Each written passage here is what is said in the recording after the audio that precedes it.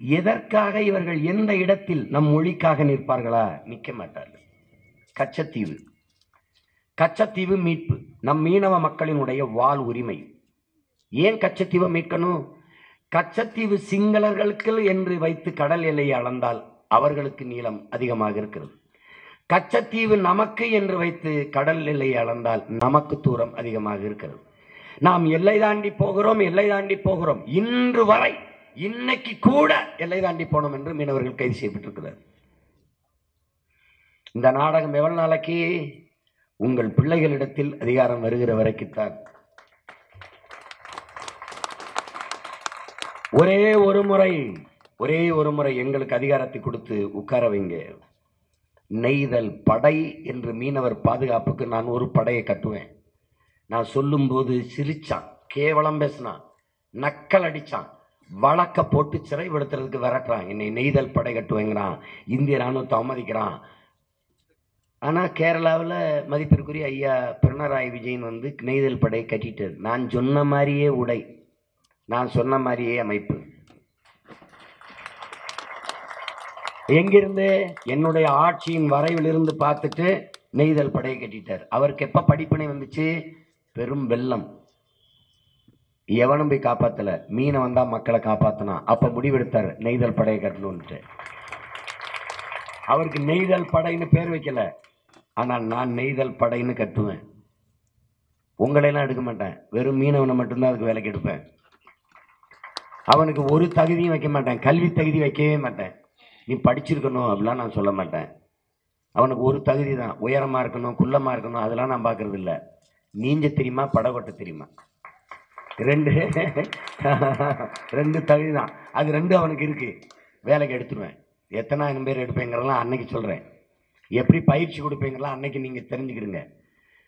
படகுக்கு petrol இருக்கா, சாப்பாடு இருக்கா, அதெல்லாம் கேட்க மாட்டேன். 2 பேர் ஏறு வண்டியில. தொட்டான் சிங்கள தூக்கு, இன்டர்நேஷனல் இஷ்யூவாக்கு பார்த்துருக்கோம்.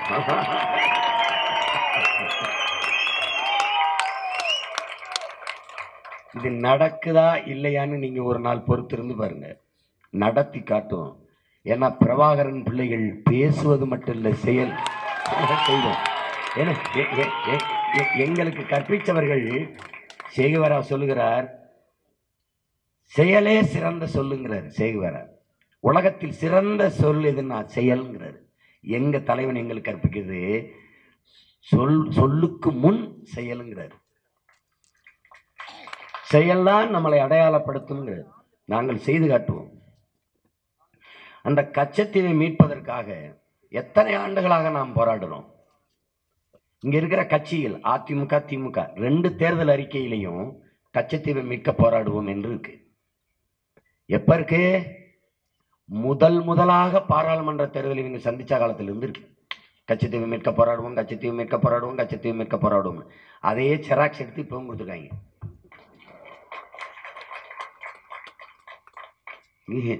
அவங்க என்ன தெரியுமா, கூட்டணி வச்சிருக்க 2 பெரிய நியாயமார்கள் பாரதிய ஜனதா காங்கிரஸ்.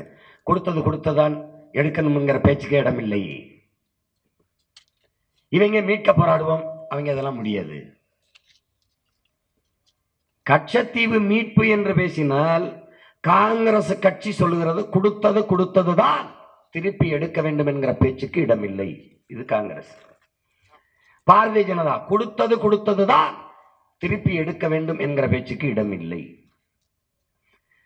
நாங்கள் ஒரு முடிவு பண்றோம், உங்களை தோக்கடிக்க போறதுதான், உங்களை ஒழிப்பதுதான், உங்களை விரட்டி அடிப்பதுதான், வேற பேச்சுக்கு இடமில்லை.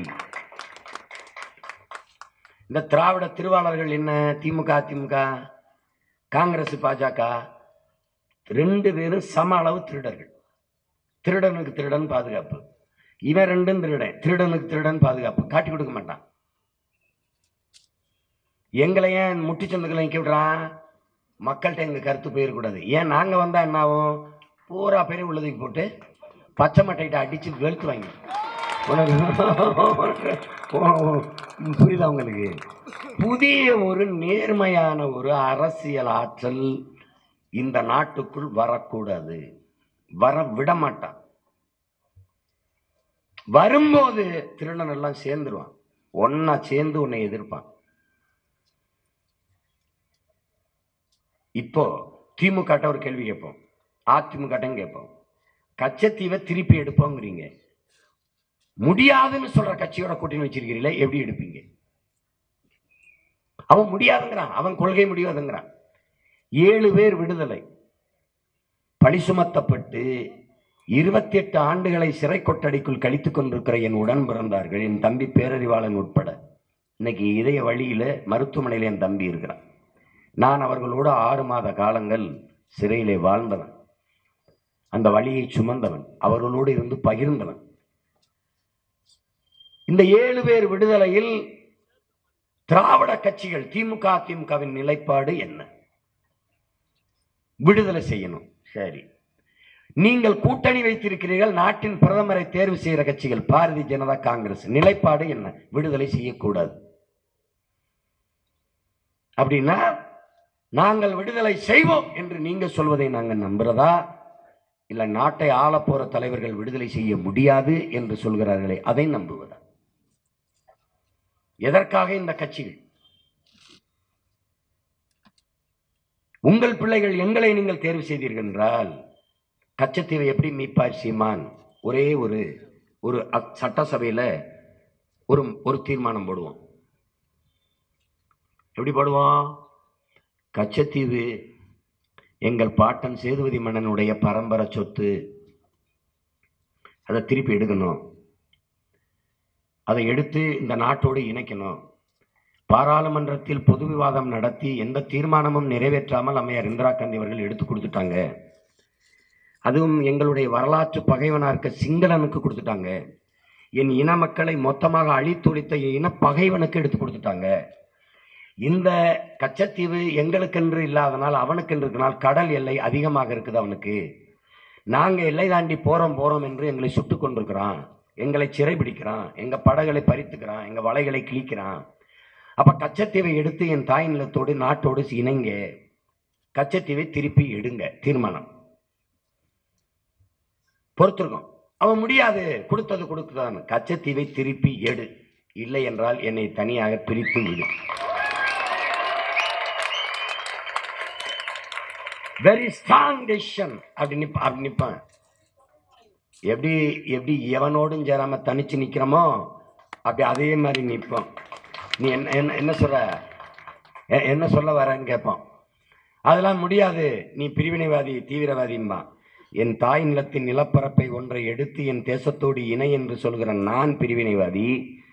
என் தாய் நிலத்தின் நிலப்பரப்பை இன்னொரு தேசத்துக்கு கொடுத்து விட்ட நீ எடுக்க முடியாது என்று சொல்ற நீ தேசியவாதியா என்ற கேள்வியை திருப்பி எழுப்புவோம். குறவழியை பிடிச்சிருவான், நெருக்கிடுவான், வழியே கிடையாது. கச்சத்தீவு மீட்பு படை கட்டிடுவான். இவன் ஒன்றும் பண்ண முடியாது. இவன் ஒவ்வொரு தடவை அந்தோனியார் கோயிலுக்கு சிங்களார் வரதானே நான் என்னுடைய நெய்தல் படையும் போய் நிற்கும். கடலுக்குள்ள பெருஞ்சண்டை நடக்கும். நீ வேற எங்கேயாவது ஆட்டம் காட்டணும், வேற ஆட்டையாது. உலக வல்லாதிக்கத்தை எதிர்த்து சண்டை போட்ட பிரபாகரனின் பிள்ளைகள் நாங்க. நீ இந்த பிள்ளை கப்பையில மாதிரி எங்களை நினைச்சுக்க கூடாது. நீ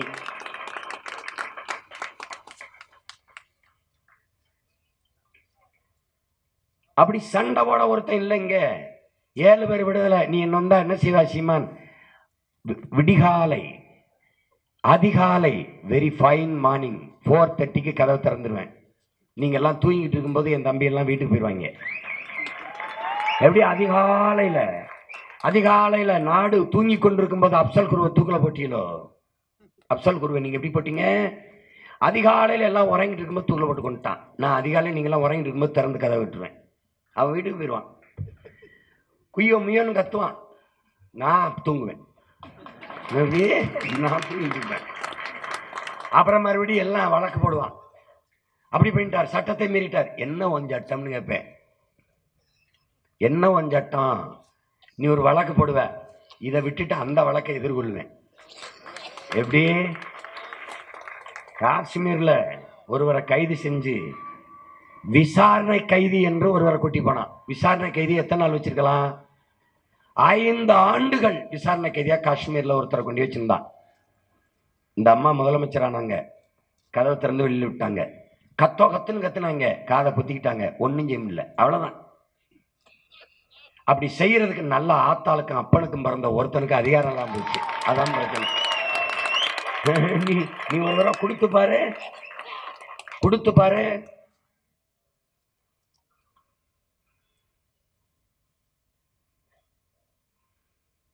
இப்படியா? எதற்காக இந்த கட்சிகள் நமக்கு எந்த இடத்துல இருக்கு? காவிரி நதிநீர் உரிமை, காங்கிரசின் நிலைப்பாடு என்ன? யார் கேட்டது? காங்கிரசின் நிலைப்பாடு என்ன? மேகதாது அணை கட்டணமா கட்டக்கூடாதா? ராகுல் காந்தியின் ஸ்டாண்ட் என்ன, நிலைப்பாடு என்ன? மேகதாது அணை கட்டணமா கட்டக்கூடாதா? நரேந்திர மோடியின் நிலைப்பாடு என்ன? என்ன இந்த கட்சிகளோடு கூட்டணி திமுக அதிமுக, உங்கள் நிலைப்பாடு என்ன? கட்டக்கூடாது, அவன் கட்டணுங்கிறான். என்ன கூட்டணி இது? என்ன கூட்டணி? காவிரி நதிநீர் உரிமையில் தமிழர்களுக்கான பங்கு இருக்கா இல்லையா? பதில். காங்கிரஸ் கட்சி, பாரதிய ஜனதா, காங்கிரஸ் கட்சி காவிரி நதிநீரில் தமிழர்களுக்கான நதிநீர் உரிமையை சரியான முறையில் பங்கிட்டு கொடுங்கள் என்று சொன்னால் கர்நாடகாவில் பாரதிய ஜனதா வென்றும். பாரதிய ஜனதா தமிழர்களுக்கான நதிநீர் உரிமையை முறையாக பங்கிட்டு கொடுக்க வேண்டும் என்று பேசினால் காங்கிரஸ் வென்றும். என் அன்பு மக்களே, அற்ப தேர்தல் வெற்றிக்காக, லாபத்திற்காக ஒரு தேசிய மக்களின் உரிமையை பறிகொடுத்து பழியிட்ட கட்சிகள் காங்கிரசும் பாரதிய ஜனதாவும். அந்த கட்சிகளோடு அற்ப பதவிக்காக கூடி நின்று கும்மி அடிக்கிற கேடுகட்ட கட்சிகள் இந்த இரண்டு பெரும் திராவிட கட்சிகள், திமுக அதிமுக. இவங்களை ஒழிக்காம நீங்க ஒரு உரிமையை கூட காப்பாற்ற முடியாது. எத்தனை ஆண்டுகளுக்கு காவிரியில தண்ணிதான் எத்தனை ஆண்டு கேட்டுக்கிட்டு இருப்பீங்க? எத்தனை ஆண்டுகளுக்கு? காவிரி மேலாண்மை வாரியம் அமைக்க சொல்லி நாம போராடணும். இதில் காங்கிரசின் நிலைப்பாடு, அம்மையார் சோனியா காந்தியின் கருத்து, சகோதரர் ராகுல் காந்தியின் கருத்து, ஐயா அமித்ஷாவின் கருத்து, ஐயா மோடி அவர்களின் கருத்து, அம்மா தமிழிசையின் கருத்து, அண்ணன் பொன் ராதாகிருஷ்ணன் கருத்து, தமிழ்நாட்டு காங்கிரஸ் கட்சி தலைவர்களின் கருத்து, நிலைப்பாடு ஒண்ணுமில்லை. இந்திய இறையாண்மை, தேசிய ஒருமைப்பாடு எல்லாம் பேசும் பாரதிய ஜனதா, எல்லாம் பேசும் காங்கிரஸ். கர்நாடகா என்று வருகிற போது அது அந்த மாநில கட்சியாக மாறிவிடும். இதான் உண்மை. இந்த நுட்பத்தை என் தம்பி தங்கையில் விளங்கிக் கொள்ளணும். நீங்கள் செலுத்துகிற ஒரு வாக்கில் ஒரு பேரினத்தின் எதிர்காலம் இருக்கிறது என்பதை நீங்கள் புரிந்து கொண்டு செய்யணும். பொழுதுபோக்கல்ல, விளையாட்டு அல்லது ஒத்தை பொத்தானை இப்படி அழுத்துவது.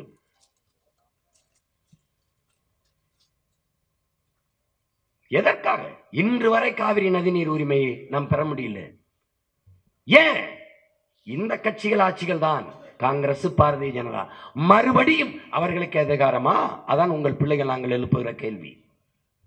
அப்ப இவர்கள் இல்லை, நான் யார் ஆளுறது? இது ரொம்ப பேரு பெரிய அறிவார்ந்த மேதைகள்.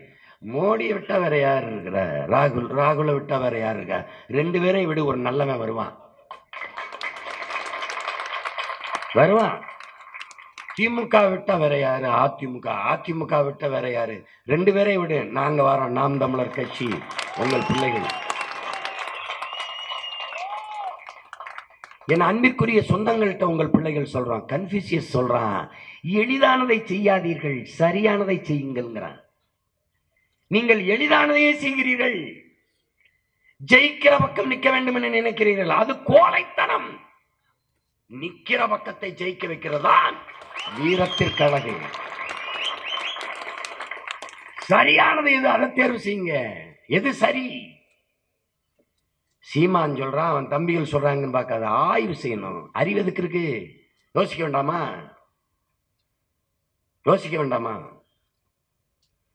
நாங்கள் எடுத்து வைக்கிற இந்த அரசியலை தமிழக தேர்தல் களத்தில், இந்திய அரசியல் களத்தில் ஒரு கட்சி, அந்த கட்சியின் தலைவன் எடுத்து வச்சு பேசுறானான்னு மட்டும் பாருங்க. பார்த்துட்டு எனக்கு அனுப்புங்க, இவர் பேசுறாரு உங்க அரசியல்னு. ஒருத்தன் பேச மாட்டான். இவன் வெறும் மனிதனுக்கு மட்டுமான அரசியலை பேசுவான்.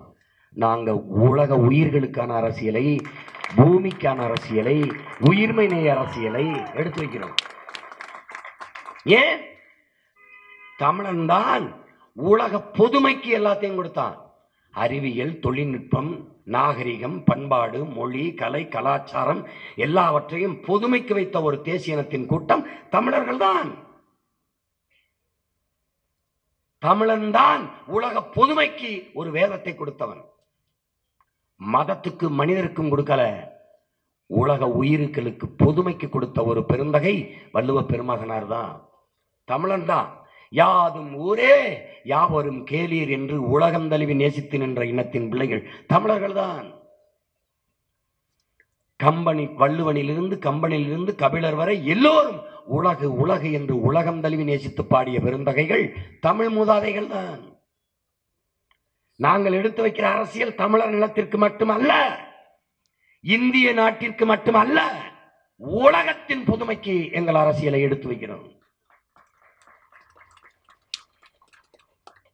இந்த நாடு பின்பற்றுகிற பொருளாதார கொள்கையை நாங்கள் விமர்சிக்கிறோம்.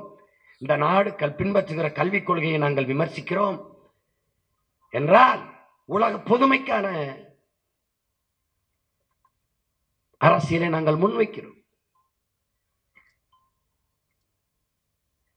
என் அன்பிற்குரிய சொந்தங்கள், என் அருமை மக்கள், இங்கிலாந்து நாட்டினுடைய பொருளாதார மேதை ஜான் ஆண்டனி ஆலன் எல்லா நாடுகளும்,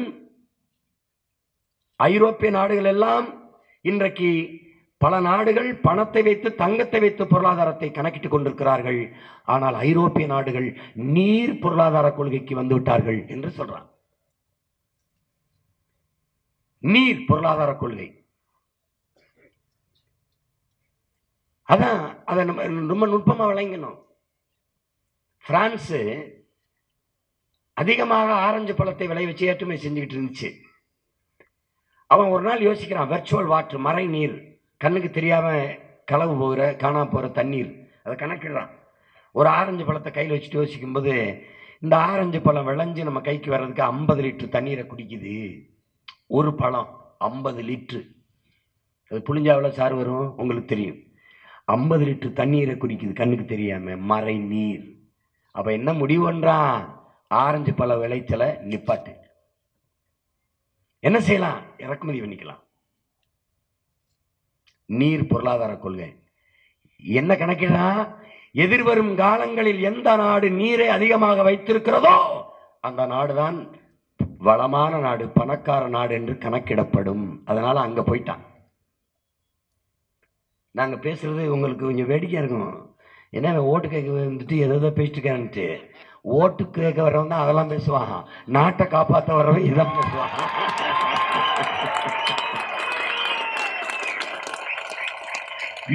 இதையெல்லாம் சொல்லாம உங்க ஓட்டை வாங்கிட்டு போய் நான் என்ன பண்ண போறேன்? இதெல்லாம் தெரிஞ்சுக்கிறாம நீங்க எனக்கு ஓட்டு போட்டு என்ன ஆகுது? நான் அந்த ஓட்டை வாங்கிட்டா என்ன பண்ண போறேன்? ஒண்ணும் பண்ண முடியாது. நீங்க ஜெயலலிதா, கருணாநிதி, ஸ்டாலின், விஜயகாந்துக்கெல்லாம் போட்டீங்க. அந்த ஓட்டை எனக்கு போட்டா தான் என்ன, போடலைன்னா தான் என்ன, எனக்கு ஒண்ணும் இல்லை. ஆனா நீங்க என்னை பெத்துட்டீங்க, உங்க கூட நான் பிறந்துட்டேன். இதை நான் கூட சொல்லலைன்னா எவனும் சொல்ல மாட்டேன். ஏன் நாங்க இதை சொல்றோம்? உங்களை பேரன்பு கொண்டு நாங்க நேசிக்கிறோம். அதான் இங்க இருக்கிற பிரச்சனை. உங்களை விட்டுட்டு போக முடியல. நீங்க கேட்டா எனக்கு என்னன்னு நான் போக முடியல. ஏன்னா உங்களை ரொம்ப நேசிக்கிறதுனால வீதியில் நின்று கத்துறோம். சீனா பன்னிக்கறியை திங்குது. பன்னிக்கறி சீனா அதிகமா சாப்பிடுது. அந்த மக்கள் சாப்பிட்றாங்க. ஒரு கிலோ பன்னிக்கறி மேசைக்கு வர 4800 லிட்டர் தண்ணீர் குடிக்குது. ஒரு கிலோ பன்னி வளர்ப்பதை நிப்பாட்டுறான்ட்டான். அப்ப பன்னிக்கறிக்கு இறக்குமதி செய்யட்டான். எவன் செத்தாலும் சரி, நாம செத்துறக்கூடாதுன்னு இருக்கான் எல்லாரும். நீங்க நல்லா விளங்கணும்.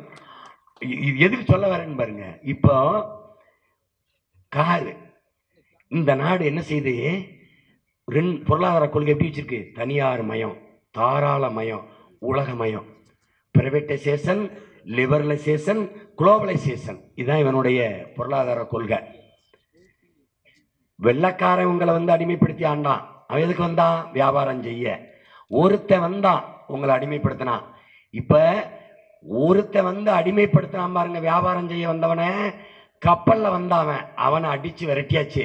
இப்போ வானூர்தியில வர சொல்லி சிவப்பு கம்பளம் விரிச்சு வரவேற்குது உன்னுடைய பொருளாதார கொள்கை. வா வா வா. சில்லறை வர்த்தகத்தில் அந்நிய முதலீடு, தொழில்துறையில் அந்நிய முதலீடு, நாட்டின் ராணுவ தளவாடங்களில் அந்நிய முதலீடு. ஜப்பான் முதலாளி வா, கொரியன் முதலாளி வா, ரஷ்யன் முதலாளி வா, அமெரிக்க முதலாளி வா, சீன முதலாளி வா வா. ஒருத்தனுக்கு அடிமையாக இருந்த உன் நாடு உலகத்தில் எல்லா நாடுகளுக்கும் அடிமையாக துடிப்பதுதான் இன்றைய பொருளாதார கொள்கை, எக்கனாமிக் பாலிசி. உனக்கு விளங்கணும், விளங்கணும். ஆசிரியர் இதை படம் நடத்த மாட்டாரு, இதை சொல்லி கொடுத்தாருன்னா வேலையை விட்டு தூக்கிடுவான். நான் தான் சொல்லி கொடுக்க முடியும், விளங்குதா? அப்போ இங்க பாருங்க, இப்போ கொரிய முதலாளி இங்க கார் தயாரிக்கிற தொழிற்சாலை வச்சிருக்காரு நம்ம கொரிய முதலாளி.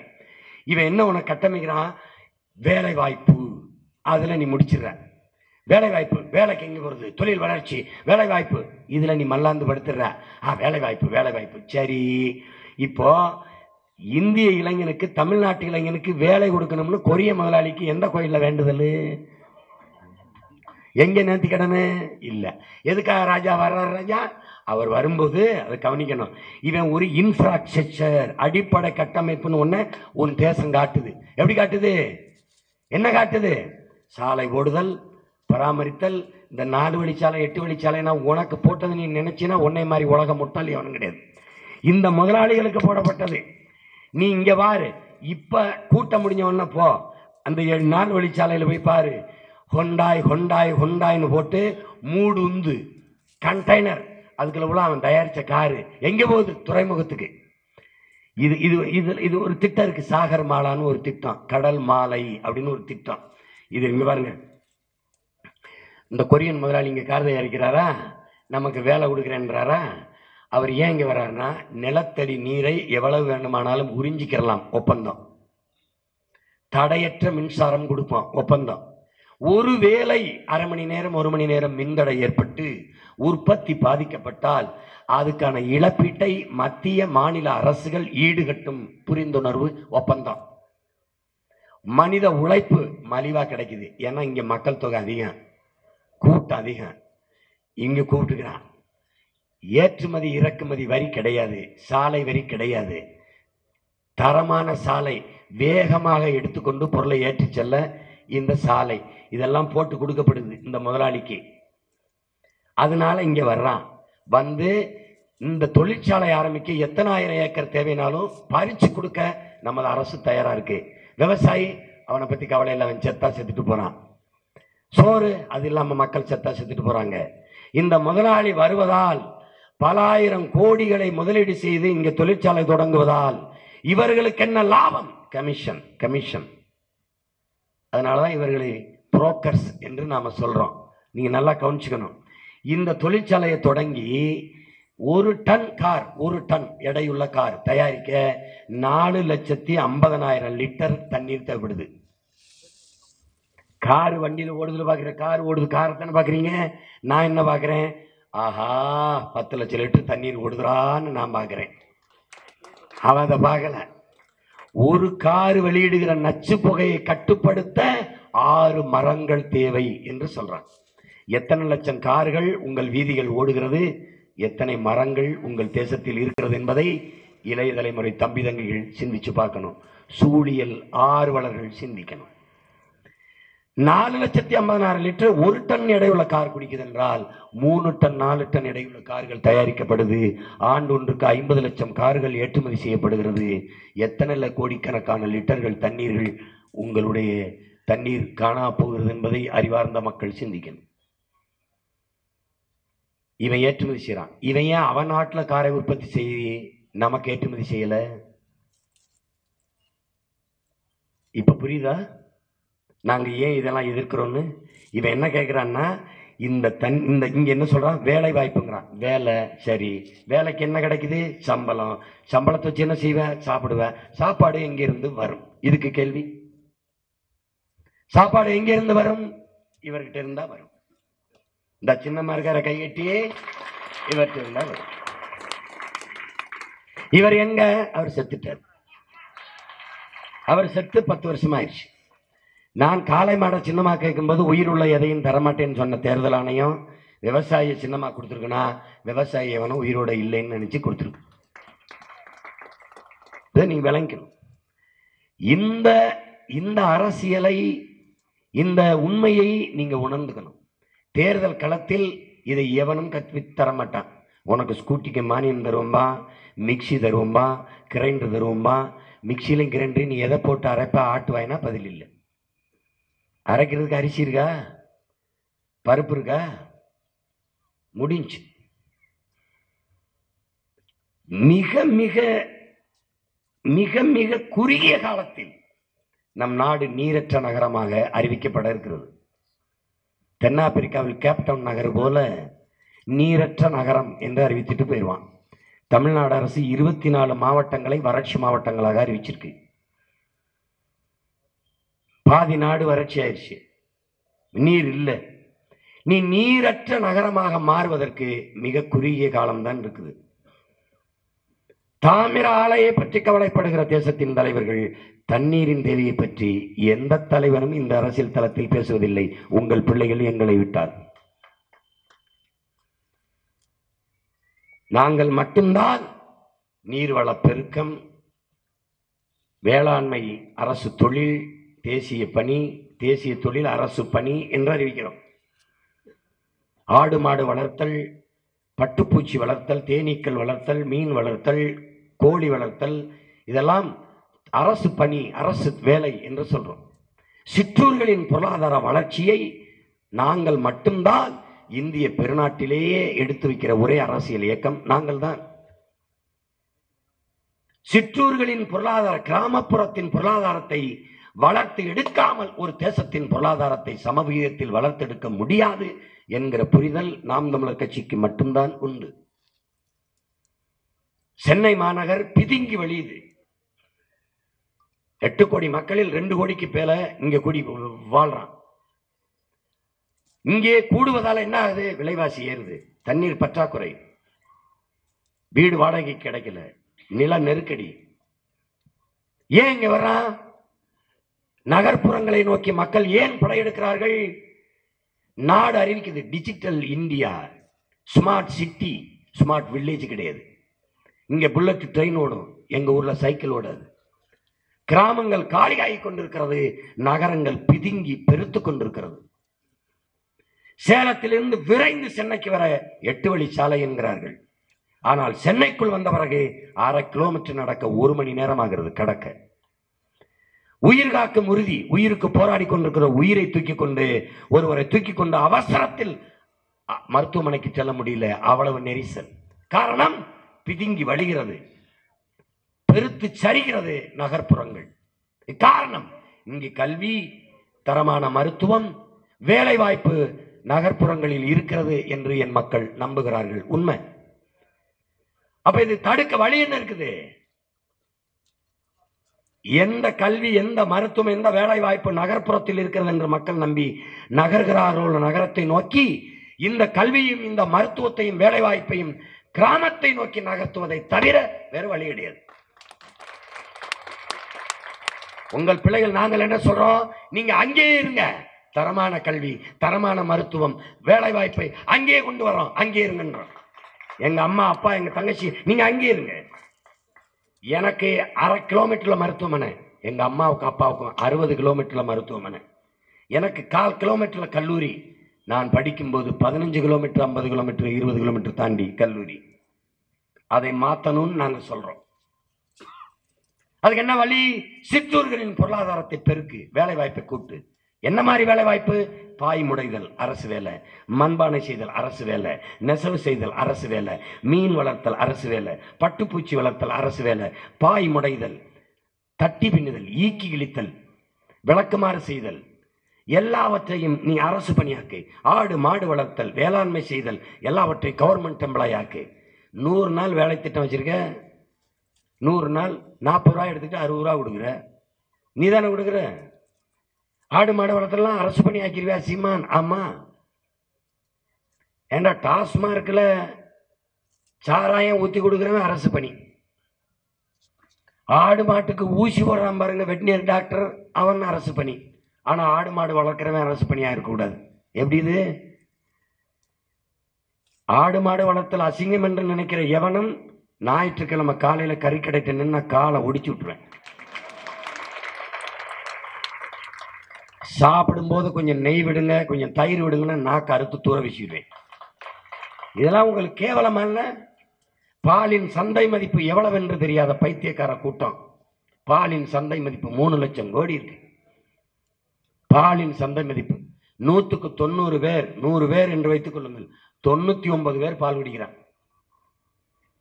காபி குடிக்கிறான், டீ குடிக்கிறான், தயிர் சாப்பிடுறான், மோர் சாப்பிடுறான், நெய் சாப்பிடுறான்.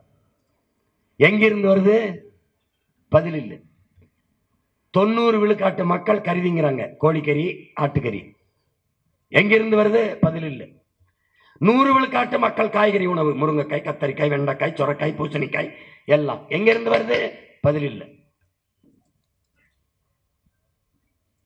இதற்கான பொருளாதாரம் எங்க?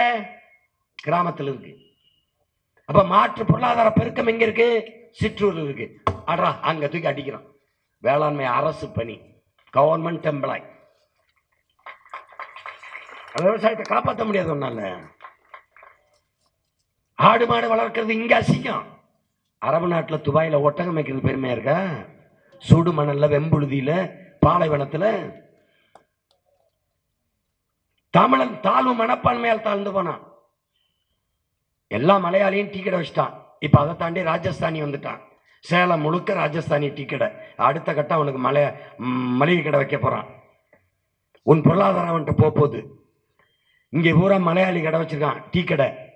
ஏன் நீ வைக்கல? எச்சி கிளாஸ் கழுவணும். கேவலமா நினைச்ச இந்த சாதிக்கார பைய, இந்த கீழ் சாதிக்கார பைய கையிலெல்லாம் கோலையெல்லாம் நம்ம கழுவணும்னு நினைச்ச. ஒரு டீ 8 ரூபா. ஒவ்வொருத்தனும் ஒரு நாளைக்கு 4-5 டீ குடிக்கிறான். 1000 பேர் குடிக்கிறான் ஒரு கடையில். எவ்வளவு காசு வருதுன்னு பார்த்துக்க. மலையாளி ஒரு தொண்டு சந்துக்குள்ள சின்ன கடையை போட்டு 2 பிஸ்கட்டு 2 சிகரெட்டு வச்சு டீ கடை வச்சான். எவ்வளவு காசு? இங்கே சின்ன கடை, அங்கே பெரிய மாளிகை கேரளாவில். உன் பொருளாதாரம் மெதுவாக வந்துட்ட போகுது. இங்கே டீ கிளாஸ் கழுவணும். என்ன இந்த கீழ் சாதிக்கார பயில கிளாஸை கழுவுறதான்னு நினைச்சா? உனக்கு சாதி தெரியுது, அவனுக்கு சாதி தெரியாது. அவனுக்கு எல்லாரும் நீ பாண்டி தான். உனக்கு கழுவுகிற இந்த பயக கோலையா அப்படின்னு நினைச்ச. இங்க டீ கிளாஸ் கழுவு வைக்கப்பட்ட நீ துபாயில கக்கூஸ் கழுவுற. இதான் பிரச்சனை. இதுல என்ன தெரியுது? நீ உளவியல் நோயாளி, ஒரு மன நோயாளி. நீ உன்னை மீட்கணும். அப்ப என்ன பண்ணும்? இதெல்லாம் கவர்மெண்ட் வேலைன்னு கழுவுவே நீ.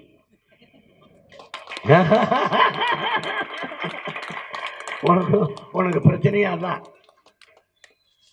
அதை நாங்க என்ன சொல்றோம்? நாங்களே நீ பானையை செஞ்சு கொடு. பானையை குயவர்கள் தான் செய்யணும், கைவினைஞர்கள் தான் செய்யணுங்கிற சட்டம் மாறிடுச்சு ராஜா. பானை செய்யற குயவர்கள் இருந்தா அவங்கள ப்ரொஃபசர்ஸ் ஆக்கிடுவேன், பேராசிரியர்கள். ஐயா நீங்க மாசம் உங்களுக்கு இவ்வளவு சம்பளம், இந்த பிள்ளையில எப்படி பானை செய்யறது, சட்டி செய்யணும் கற்றுக் கொடுங்க தயவு செய்து. உங்களுக்கு பிறகு இது அழிஞ்சிட போகுது. கற்றுக் கொடுத்தோன்னே நான் செய்வேன். நீ நம்புறியா? மீன் குழம்பு வைக்கிற சட்டி 13,000 ரூபா அமெரிக்காவில். நேற்று லண்டன்ல இருந்து என் தம்பி வந்தான். 6,500 ரூபா ஒரு சின்ன சட்டி லண்டன்ல, மஞ்சட்டி. கடைகளுக்கு போ, பெரிய உணவு விடுதிக்கு போ, நட்சத்திர விடுதிக்கு போ, மண்பான சாதாரண சாப்பாடு 300 ரூபாய், மண்பானை சாப்பாடு 500 ரூபாய்ன்னு எழுதுறான். நீ எங்க இருந்த?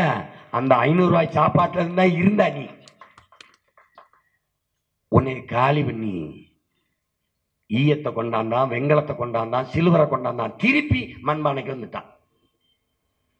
இப்ப மண்பானையில தேநீர் குடிக்கிறது ஸ்டைல். ஏன்னா வந்துட்டானா ஆர்கானிக், இயற்கைக்கு திரும்புறானா. மாட்டு வண்டியில இருந்த நீ மாட்டு வண்டியை ஒழிச்சான். பெரிய நட்சத்திர விடுதியில போனா சக்கரத்தை மாட்டி வச்சிருக்கான், ஆன்டிக். ஆரிக்கன் விளக்க தொங்க விட்டுருக்கான், ஆன்டிக். ஏண்டா நாய்களை இதைத்தாண்டா வச்சு நாங்க வாழ்ந்துகிட்டு இருந்தோம். லண்டன்ல இருந்து வந்தா பாரு என் தம்பி. ஆனா அடுப்பு கரியில சோப்பு தயாரிச்சு 6 பவுன்ஸ் விற்கிறான். நீ இங்க பாருங்க, அடுப்பு கரியில பேஸ்ட் தயாரிச்சுக்கிட்டு இருந்தான். அடுப்பு கரையில் இப்ப சோப்பு தயாரிக்க ஆரம்பிச்சிட்டான். வேப்பங்குச்சியை காய வச்சு 2 பாலித்தீன் உரைக்கில போட்டிருக்காங்க. வேப்பங்குச்சி 3 குச்சி, அது ஒரு வேலை 500 ரூபா 1000 ரூபாய்ன்னு வச்சு உனக்கு பிரஷை கொடுத்துட்டு அவன் வேப்பங்குச்சிக்கு போயிட்டான். உனக்கு காலையில டீ காஃபியை கொடுத்துட்டு அவன் நீச்சல் தண்ணிக்கு போயிட்டான். ஹெல்த்தி ட்ரிங்க் அப்படின்னு நீச்சல் தண்ணியை போத்தல் அடிச்சு 1000 ரூபாய்க்கு வித்துக்கிட்டு இருக்கேன். நாங்க என்ன செய்யறோம்? நாம அதை தான் என்ன சொல்றோம், நாங்க விடாம நாங்க மறுபடியும் பழமைக்கு திரும்பணும்ன்றோம். நாங்க பேசுறது உங்களுக்கு வேடிக்கையா இருக்கு. என்னடா நீச்சல் தண்ணிங்கிறான், கருப்பட்டிங்கிறான், கரும்புங்கிறான்னு. அங்கதான் மாற்று பொருளாதாரம் இருக்கு. உலகம் இயற்கை வேளாண்மைக்கு, பாரம்பரிய உணவு முறைக்கு திரும்ப துடிக்குது. ஆனால் உற்பத்தி செய்து கொடுக்க ஆள் இல்லை. உங்கள் பிள்ளைகள் நாங்கள் உலகத்திற்கு உணவை ஏற்றுமதி செய்கிற பிள்ளைகளாக வருவோம் என்று சொன்னோம்.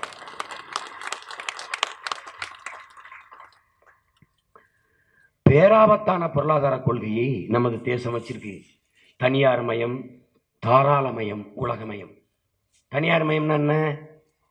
அறிவை வளர்க்கிற கல்வி பொதுமையா இருக்கணும், அரசு கிட்ட இருக்கணும். அப்படிதான் கீவால இருக்கு. உயிரை காக்கிற மருத்துவம் அரசு கிட்ட இருக்கணும். ஏழைக்கு ஒரு மருத்துவம், பணக்காரனுக்கு ஒரு மருத்துவம் என்று இல்லாது பொதுமையா இருக்கணும். ஏழைக்கு ஒரு கல்வி, பணக்காரனுக்கு ஒரு கல்வி என்று இல்லாது பொதுமையா இருக்கணும். எல்லாருக்கும் சரியான சமமான தரமான கல்வியை இலவசமா கொடுக்கணும். அறிவு உயிர், இதை பாதுகாக்கிறது அரசின் பொறுப்பு. அதை செய்யல. என்ன செஞ்சிருச்சு? தனி முதலாளிகளுக்கு கொடுத்துருச்சு. கல்வி நிறுவனங்களை நடத்துவது, மருத்துவமனைகளை நடத்துவது தனியார் மயம். அனைத்து உயிர்களுக்குமான உயிர் தேவையாக இருக்கிற நீரை முறையாக விநியோகிக்கிறது அரசின் கடமையா இருக்கணும். அது என்ன செஞ்சிருச்சு? தனி முதலாளிகள் கொடுத்துருச்சு. அக்வாஃபனா, கின்லே, அப்பலோ என்று தனி முதலாளிகள் விற்பனை செய்ய தொடங்கிட்டாங்க. அறிவார்ந்த எனது தம்பி தங்கைகள், கல்வி, மருத்துவம், குடிநீர் வியாபாரமாக சந்தை பொருளாக ஆகி போன ஒரு தேசத்தின் மக்கள் எப்படி வாழ முடியும், வளர முடியும் என்பதை நீங்கள் சிந்திச்சு பார்க்கணும். நான் ஏழை, எப்படி தனியார் முதலாளிகள் கேட்கிற காசை கொடுத்து படிப்பேன்? தனியார் கல்வி நிறுவனங்கள் வச்சிருக்கிற விதி என்ன? சிறந்த அதிக மதிப்பெண்கள் பெற்று வருகிற மாணவனே கல்லூரியில் சேர்த்துக் கொள்ளப்படுவான். ஆனா கல்வியின் முறை என்ன? கல்வி கூடங்களின் தேவை என்ன? படிக்காதவன், படிக்க முடியாதவன் எவனோ அவனை படிக்க வைப்பதுதான் கல்வி நிறுவனங்களின் பணி. ஆனால் நன்றாக படித்து அதிக மதிப்பெண் பெற்றவன் எவனோ அவனைத்தான் சேர்த்துக் கொள்வேன் என்று சொல்கிறதான் இன்றைய கல்வி நிறுவனங்களின் நிலை. இது எவ்வளவு முரணானது! நான் ஒரு டாக்டர், நான் ஒரு மருத்துவர். என்னிடத்தில் வருகிற, நான் எப்படி பல எழுதி வச்சிருக்கேன் என் மருத்துவமனைக்கு முன்னாடி, யாருக்கு நோய் இல்லையோ அவர்கள் என்னிடத்தில் வாருங்கள், நான் மருத்துவம் பார்க்கிறேன் என்று சொல்வது எப்படிப்பட்ட பைத்தியக்காரத்தனமோ! எவன் அதிக மதிப்பெண் பெற்றிருக்கிறானோ அவன் வா, என் கல்லூரியில் சேர்த்துக் கொள்கிறேன் என்று சொல்வது அப்படிப்பட்ட ஒரு பைத்தியக்காரத்தனம். நீங்க நுட்பமா இதை அணுகணும், விளங்கணும். தனியார் முதலாளிகள் 10 ஆண்டுக்கு முன்னாடி ஒரு பள்ளிக்கூடம் ஆரம்பித்தவர்கள் இன்றைக்கு பல்கலைக்கழக அதிபர்களாக வருவதற்கு காரணம் என்னன்னா, முதலீடு, பணம் குவியுது, செலவில்லாத வருமானம். எல்லா கல்வி நிறுவன அதிபர்களும் இன்றைக்கு பாராளுமன்றத்தில் போட்டியிடுகிறார்கள், நீங்கள் பார்க்கிறீர்கள். எல்லா தொலைக்காட்சி அதிபர்களும் பாராளுமன்ற தேர்தலில் போட்டியிடுகிறார்கள். எதற்கு? எம்பிஐ மக்களுக்கு சேவை செய்ய. அதை நீங்கள் நம்பிக்கொண்டிருக்கிறீர்கள். கால கொடுமை, கால கொடுமை. இவர்கள் வேட்பாளர்களை தேர்வு செய்கிறார்கள். 10 கோடி இருக்கா காட்டு, அப்பதான் உனக்கு சீட்டு. எத்தனை கோடி செலவு பண்ணுவேன்? 40 கோடி செலவு பண்ணியா தொகுதிக்கு? நாங்க எவன் பராரியா இருக்கானோ அவனை கூப்பிட்டு தேர்தலில் சீட்டு கொடுத்து நிற்கிறான். அதை நீங்க கவனிச்சுக்கணும். 70 லட்சம் தேர்தல் ஆணையம் செலவு பண்ண உரிமை கொடுத்திருக்கு. 70,000 செலவு பண்ண கூட வக்கற்று நாங்க நிக்கிறோம். இதான் இங்க இருக்கிற நிலைமை. எந்த நம்பிக்கையில நிக்கிறா சீமான்? பணம் இருப்பவன் தான் அரசியல் செய்ய முடியும் என்கிற நிலையை ஒழிக்கணும்.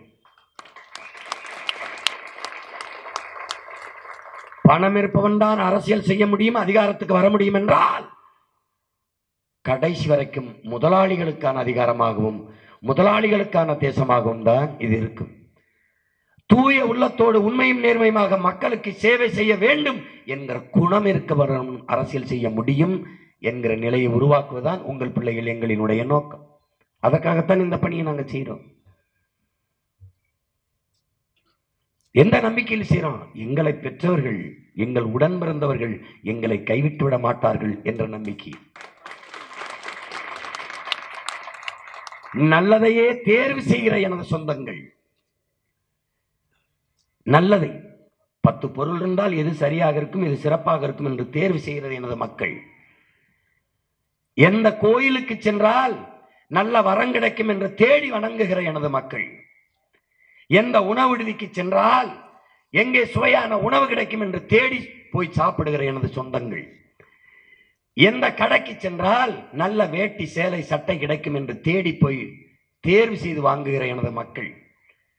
எவன் அதிகாரத்திற்கு ஆட்சிக்கு வந்தால் நாடு மக்களும் நிம்மதியாக இருக்க முடியும் என்று தேடி தேர்வு செய்வார்கள் என்ற நம்பிக்கையில்தான் உங்கள் பிள்ளைகள் இந்த களத்திலே தனித்து துணிந்து நிற்கிறோம்.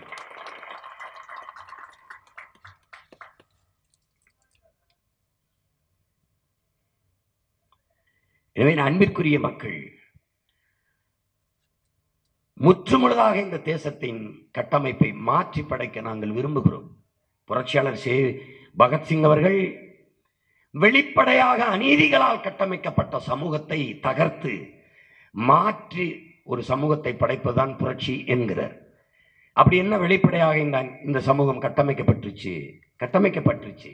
ஊழல் லஞ்சம் பெறுகிறார்கள் என்று தெரிகிறது, தடுக்க முடியல. ஓட்டுக்கு காசு கொடுக்கிறார்கள் தெரியுது, தடுக்க முடியல. கொள்ளை தெரியுது, இது அநியாயம் நடக்கிறது, கொள்ளையடிக்கிறார்கள். பல ஆயிரம் கோடிகளை ஆட்சியாளர்கள் சுருட்டுகிறார்கள். ஆறு களவு போகிறது, மலைகள் களவு போகிறது, காடுகள் அழிக்கப்படுகிறது, தெரிகிறது, தடுக்க முடியவில்லை. வெளிப்படையாக அநீதி. பெண்கள் பாலியல் இச்சைக்கு ஆளாக்கப்பட்டு படுகொலை செய்யப்படுகிறார்கள், தெரிகிறது, தடுக்க முடியவில்லை. கையறு நிலையில் மக்கள், அதிகாரம் அதீத கொடூரமாக.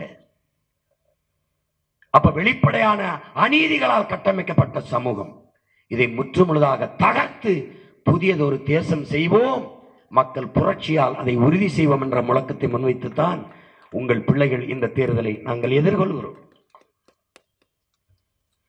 பாராளுமன்றத்துக்கு போய் என்ன செய்வாய் சீமான்?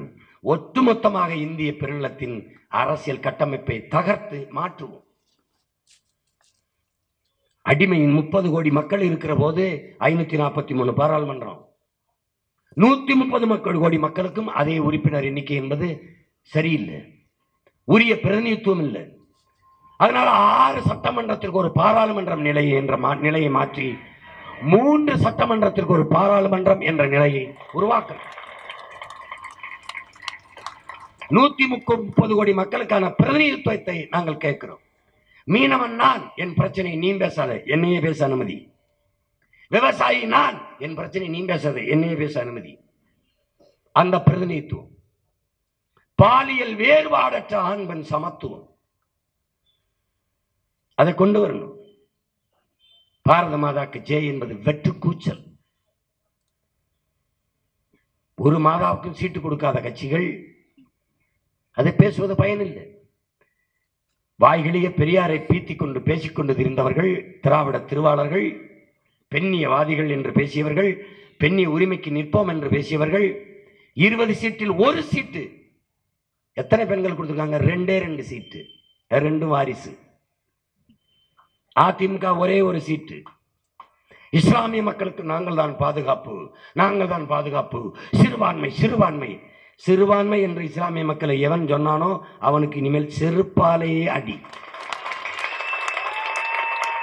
நாங்கள் 13 கோடி பெருத்த தமிழ் தேசியத்தின் மக்கள்.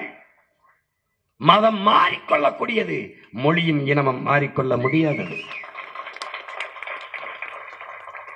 இஸ்லாம் எங்களிடத்தில் வந்தது, நாங்கள் இஸ்லாத்திடத்தில் போகல.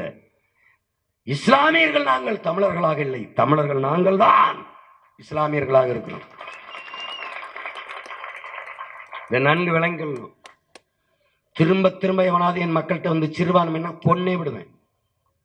கொன்னே விடுவோம். ஒத்த சீட்டு கொடுக்கல 20 சீட்ல ஸ்டாலின் இஸ்லாமியர்களுக்கு, ஒத்த சீட்டு கொடுக்கல அதிமுக. இப்தார் விரும்புதல வெக்கம் இல்லாம தொப்பியை போட்டு நோம்பு கஞ்சி குடிச்சா கொண்டே வருவேன் உன்னையே, கொண்டே வருவேன். ஏமாற்று, எத்தனை காலத்துக்கு ஏமாத்துறது, எத்தனை காலத்துக்கு? என் அண்ணன் பழனிபாபா சொன்னது போல, என் மக்கள் இஸ்லாமிய சொந்தங்கள் அன்போடு ஒருத்தன் பேசிட்டு அவன் தான் தலைவன் பின்தொடர்கிற ஒரு நிலைமை இருக்கு.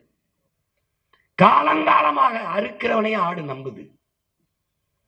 ஒரு சீட்டு, ஒரே ஒரு சீட்டு ராமநாதபுரத்தில், அதுவும் முஸ்லீம் லீக் கூட்டணிக்காக ஒரே ஒரு சீட்டு அமமுக 40 சீட்ல, அதுவும் எங்க அண்ணன் தகலான் பார்வைக்கு எஸ்டிபி கட்சி கூட்டணிக்கு வந்ததுக்கு அந்த ஒரு சீட்டும் கொடுக்கல அதிமுக. எளிய பிள்ளைகள் உங்கள் மக்கள் 5 சீட்டு, அது 2 இடம் என் தங்கைகளுக்கு பெண்களுக்கு, 20 இடம் பெண்களுக்கு, ஆணுக்கு பெண் சமம் என்ற பாலியல் வேறுபாடற்ற சமத்துவத்தை நிலைநாட்டுவதற்கு. அப்படி நிறுத்திட்டா வென்றுவியான்னு கேட்கிறான். நீங்க தான் அதுக்கு பதில் சொல்லணும், நான் சொல்ல முடியாது. எனவே அன்பிற்குரிய சொந்தங்கள், அறிவார்ந்த என தமிழ் மக்கள், ஆக சிறந்த ஆளுமைகளை தேர்வு செய்து உங்கள் பிள்ளைகள் உங்களுக்காக சேவை செய்வதற்கு களத்திலே நிறுத்தியிருக்கோம். தொண்டை தண்ணி வரல, தொண்டை கட்டி போக, நெஞ்சு வெடிக்க வீதியில் நின்று உங்கள் பிள்ளைகள் கத்துவது எங்களுக்காக அல்ல, உங்களுக்காகவும் அல்ல, வழி வழியே வருகிற தலைமுறை பிள்ளைகளுக்காக, எதிர்கால தலைமுறைகளின் நல்வாழ்க்கைக்காக. நடக்க இருக்கிற இந்த பாராளுமன்ற தேர்தலில் அன்பு சொந்தங்களே, என் அருமை மக்களே, தென் சென்னையினுடைய வேட்பாளராக என் அன்பு தங்கை செரின் அவர்களை, முனைவர் பட்ட ஆய்வாளர், கணினித்துறையில் முனைவர் பட்ட ஆய்வாளர் என் தங்கை செரின் அவர்களுக்கு நீங்கள் வாக்கு செலுத்த வேண்டும். என்னுடைய அன்பு தம்பி மகேந்திரன் அவர்கள், திருவரம்பத்தூர் தொகுதியினுடைய வேட்பாளராக இரா மகேந்திரன் அவர்கள், இளங்கலை பொருளாதாரம் படித்த என் தம்பிக்கு நீங்கள் வாக்கு செலுத்த வேண்டும். உங்களின் சின்னம் விவசாயிகள் சின்னம், விவசாயி சின்னம். இவர்கள் சொல்வார்கள் இரட்டை இலையை, உதயசூரியனை விவசாயிகள் சின்னம் என்று. விவசாயியே சின்னமாக கொண்டு வருகிற உங்கள் பிள்ளைகளுக்கு எங்களுக்கு வாக்கு செலுத்த வேண்டும். என் அன்பிற்குரிய மக்களே, விவசாயி சின்னத்தில் நீங்கள் வாக்கு செலுத்தவில்லை என்றால் உணவு சாப்பிடும்போது வெட்கப்படுங்கள், வேதனைப்படுங்கள். நீங்கள் சாப்பிடுகிற சோர் விவசாயி தந்தது. நன்றி கடனுக்காக அவனுக்கு ஒரு ஓட்டை செலுத்தி உங்கள் நன்றி உணர்ச்சியை காட்டுங்கள். உங்கள் சின்னம் விவசாயி. புதியதொரு தேசம் செய்வோம், மக்கள் புரட்சியால் அதை உறுதி செய்வோம். உழவு இல்லையேல் உணவு இல்லை, உணவு இல்லையேல் உலகில் உயிர்கள் இல்லை, உயிர்கள் இல்லையேல் உலகம் இல்லை. உழவை மீட்போம், உலகை காப்போம். நமது சின்னம் விவசாயி. வெல்லப்போரான் விவசாயி என்பதை உறக்க உலகிற்கு சொல்லுவோம். நன்றி, வணக்கம். நாம் தமிழர்.